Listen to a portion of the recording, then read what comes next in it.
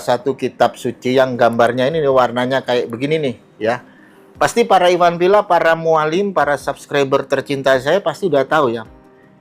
Ada kitab suci yang dipegang oleh kalangan Kristen yang warnanya seperti ini nih ya.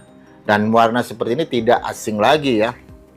Nah, ketika saya memaparkan narasi yang ada di dalam kitab suci yang ini nih, warna ini nih ya. Warna yang cukup keren ini sebenarnya ya. Namanya The King James Bible. Pasti udah pada tahu ya. Ada King James Version, ada KJV. Kalau ini The King James Bible ya. Nah, ketika Bang Umar mereview salah satu kitab untuk kalangan lagi BT ya. Kalangan lagi BT kan tahu sendiri ya, para Iwan Villa, para mualim, dan juga para subscriber saya. Itu pasti pada tahu ya. Shalom sahabat Kalimatullah dimanapun berada. Apa kabar sahabat Kalimatullah semua? Pada kesempatan ini sahabat-sahabat semua, saya memohon dukungan sahabat-sahabat untuk menekan tombol like, komen, dan juga subscribe agar channel ini lebih berkembang dan kabar baik bisa diberitakan sampai ke ujung-ujung bumi.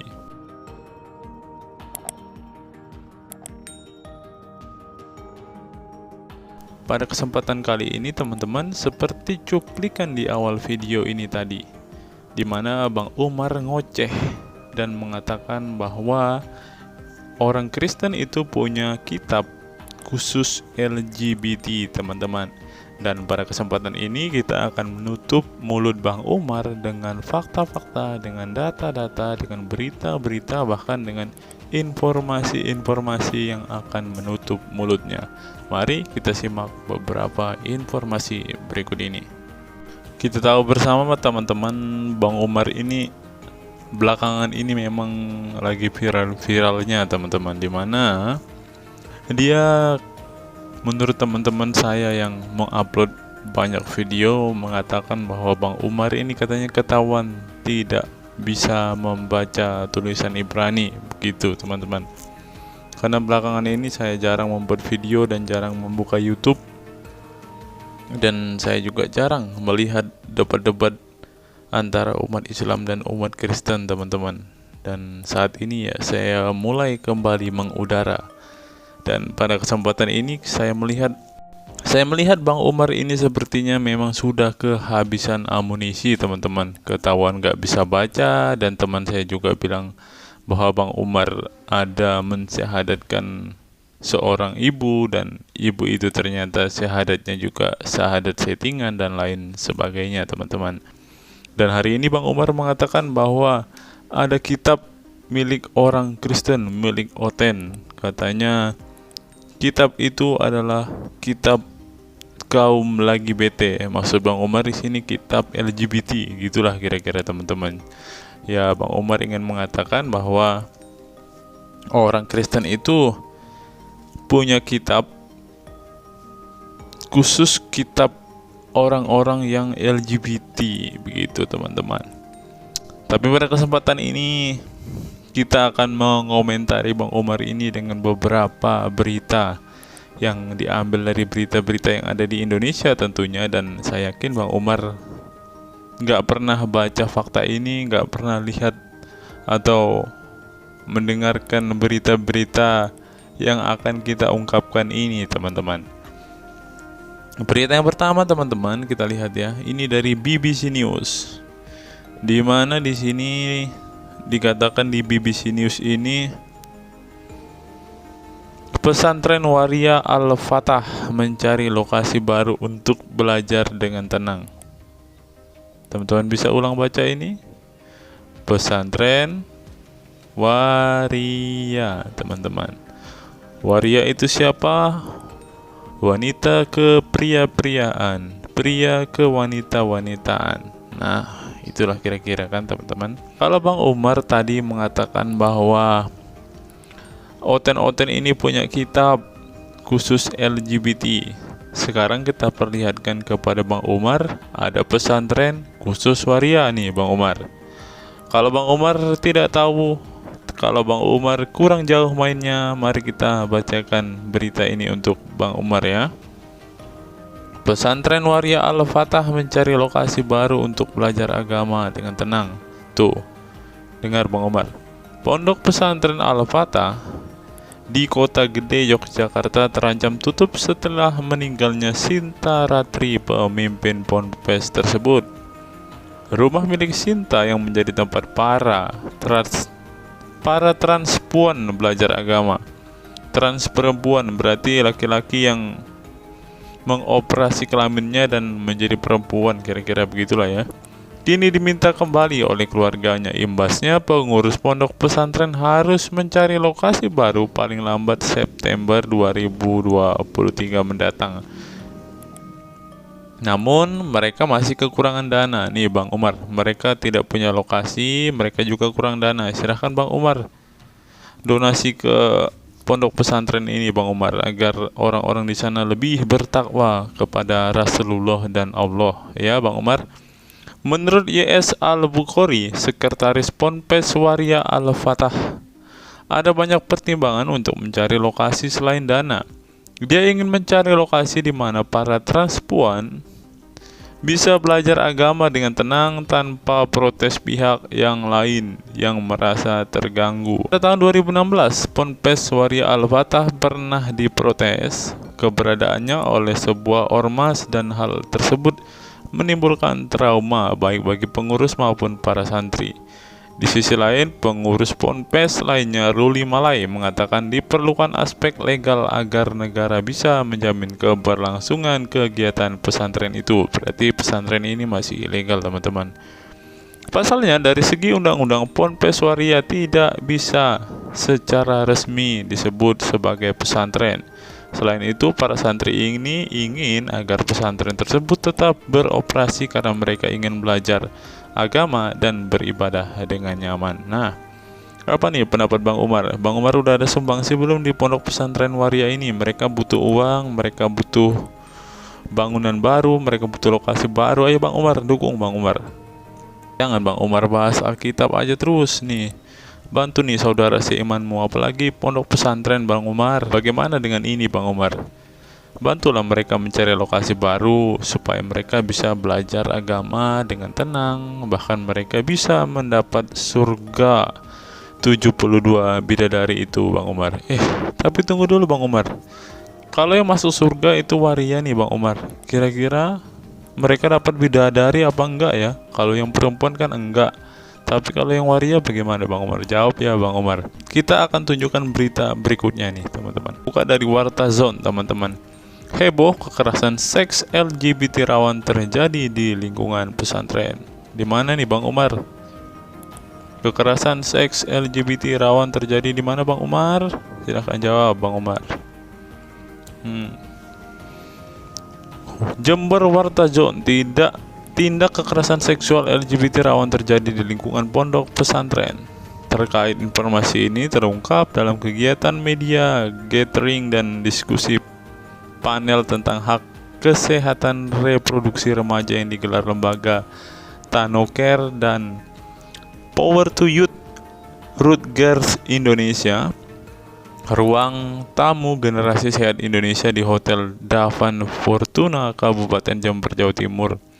Menurut CEO Power to Youth Suar, lembaga swadaya masyarakat Suar Indonesia, Muhammad Al-Mudatsir Nuril Komari, terungkapnya kasus peredaran narkoba dan kekerasan seksual LGBT di pondok pesantren. Ternyata bukan hanya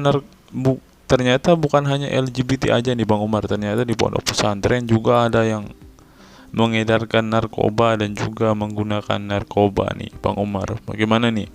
Saat dirinya sedang mendampingi dan menangani kasus kekerasan seksual yang dialami dua orang korban media Maret 2022 di dua pondok pesantren di Kabupaten Jember dan di Jombang. Ternyata di tahun 2022 teman-teman ada kasus juga nih, kasus di mana terjadi kekerasan seksual sesama jenis di pondok pesantren. Yang pertama yang ada di Jember, yang kedua ada di Jombang. Bang Umar, bagaimana dengan ini? Korbannya perempuan berusia 14 tahun dan laki-laki berusia remaja sekolah menengah atas. Mereka mengalami guncangan psikis, kata Alvin saat dikonfirmasi sejumlah wartawan. Terlebih yang laki-laki, korban ini berasal dari keluarga broken home, mau mengadu ke orang tuanya bercerai. Pulang kadang ke rumah bapak, kadang ke rumah ibu, sambungnya. Sehingga karena persoalan internal itu, lanjut Alvin, si korban tertutup dan enggan mengungkapkan secara terbuka, sehingga dibutuhkan pendekatan-pendekatan tertentu untuk menangani persoalannya. Alvin mencontohkan beberapa kekerasan yang dimaksud bisa berupa chat calling, suara suitan dari sesama jenis, atau bahkan ke arah hubungan seksual. Terjadi bukan hanya laki-laki dengan laki-laki, tetapi juga wanita dengan wanita. Wow, Bang Umar, bagaimana ini Bang Umar? Bang Umar. Namun demikian, kata Alvin, tindakan yang dinilainya agak mencoreng nama lembaga ponpes itu tidak serta-merta dilakukan oleh pengasuh ponpes, santri, ataupun perangkat lainnya di lingkungan ponpes. Tapi pelakunya adalah oknum yang menggunakan kedok tertentu. Kekerasan tak hanya dilakukan sesama santri atau santriwati, tapi juga oleh ustadz di luar jam pelajaran. Wow, ternyata yang terjadi di pondok pesantren ini bukan antara santriwati dengan santriwati, atau santri dengan santri, atau santriwati sama santri ya teman-teman. Ternyata juga ada oknum ustadz yang melakukan hal-hal bejat ini di luar jam pelajaran. Dalam hal ini oknum ya teman-teman, tidak serta-merta semuanya teman-teman. Sebagai bentuk tindakan kekerasan seksual yang dimaksud, bahkan untuk memuluskan aksi dari oknum di lingkungan ponpes, Alvin juga mengungkapkan tentang adanya bentuk intimidasi. Jika korban adalah santriwati, katanya ada tindakan intimidasi yang dilakukan, yakni dengan membujuk santriwati atau korban, dibujuk rayu untuk mau membuka baju dan dipotret. Aduh Bang Umar. Nah ini yang terakhir nih Bang Umar, ada kasus lagi tentang LGBT dari Tribun News. Sekarang dari Sulawesi Utara Bang Umar. Ustadz ZU diduga LGBT. Siapa yang LGBT Bang Umar? Ustadznya Bang Umar. Oknum pemimpin ponpes lecehkan santri sesama jenis di Polman, ungkap penyakit. Aduh Bang Umar. Tribun News Sultar.com Polman. Pengungkapan dugaan kasus pelecehan santri di Kabupaten Polewali Mandar Polman, Sulawesi Barat mengungkap fakta miris dan mengejutkan. Fakta tersebut terungkap dari pengakuan oknum pemimpin pondok pesantren atau ponpes, Ustadz ZU 37 tahun yang kini ditahan dan menjadi tersangka gegara hubungan sesama jenis dengan santrinya. Apa Bang Umar? Hubungan apa nih Bang Umar? Karena hubungan sesama jenis dengan santrinya. Sang ustadz pun diduga seorang LGBT. Siapa yang LGBT Bang Umar? Ustadznya, yang merupakan singkatan dari lesbian, gay, biseksual, dan transgender. Saya berharap melalui video ini Bang Umar tercerahkan dan pikirannya semakin terbuka dan otaknya semakin terbuka. Jika kehabisan bahan untuk membuat konten Bang Umar, lebih baik Bang Umar belajar bahasa Ibrani, supaya jika ada orang yang ingin berdebat dengan Bang Umar nanti, ketika Bang Umar disuruh membaca bahasa Ibrani, Bang Umar sudah bisa membaca gitu loh Bang Umar. Kalau kehabisan bahan, jangan bahas kitab orang lain, lebih baik belajar Bang Umar. Dan berikutnya Bang Umar, kalau Bang Umar mengatakan bahwa Oten itu punya kitab LGBT, sekarang data-data, fakta-fakta, serta informasi yang saya bukakan hari ini membuktikan bahwa apa Bang Umar? Pertama, oknum ustadzmu itu ada yang LGBT Bang Umar. Yang kedua, ternyata di dalam pondok pesantren tuh Bang Umar ada pengedaran narkoba dan penggunaan narkoba di sana. Dan yang terakhir Bang Umar, saya baru tahu juga nih fakta ini Bang Umar. Ternyata ada pondok pesantren khusus waria Bang Umar. Jadi kalau Bang Umar bilang Oten itu LGBT, bagaimana dengan fakta-fakta ini Bang Umar? Apakah ini cukup untuk menutup mulut Bang Umar? Atau Bang Umar butuh fakta dan data yang lebih banyak lagi untuk menutup mulut Bang Umar? Terus belajar ya Bang Umar, supaya Bang Umar menjadi ahli Ibrani. Apa pendapat teman-teman setelah menyaksikan video kita hari ini? Kiranya melalui video ini kita semua diberkati. Gunakanlah data untuk membungkam mulut para mualaf, karena dengan data dan fakta serta informasi-informasi yang akurat, para mualaf ini pasti akan terdiam.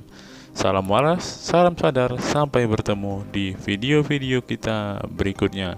Tuhan Yesus memberkati kita semua.